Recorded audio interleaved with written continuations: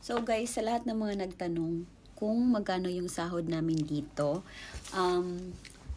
andito yung workmate ko and my roommate, si Bella. Siya ang mag-explain sa inyo. Hello, bali sa pinirmahan namin sa kontrata, yung sahod namin is 1,974 euro.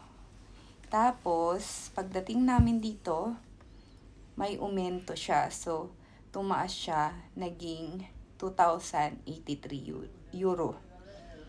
Yan. Tapos, ang sahuran dito, bali, katapusan ng buwan. So, for example, April 30, yun yung sahuran natin ng basic salary natin.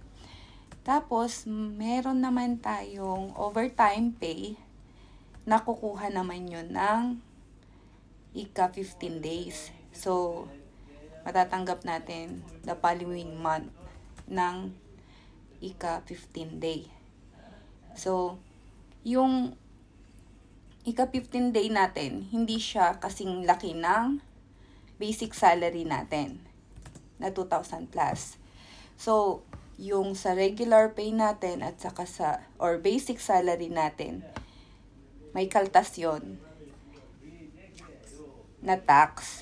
Tapos, pagdating ng overtime din natin, ng 15 day, may bawas din yun. So, may tax din. Pero, at least, kahit papano, okay naman. Malaki-laki din.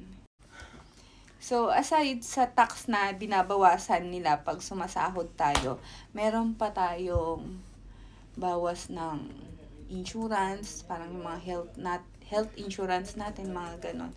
So, meron parang sinasabi pa nilang pension. Yan. So, nababawas din yun sa natin, sa sahod natin. So, marami din tayong deduction. Hindi lang yung tax, pero malaki yung tax natin dito. Additional pala sa mga deduction, meron din dinideduct dun sa sahod natin na rental deposit para sa apartment. Yun yung nasa 162 euro. Yun.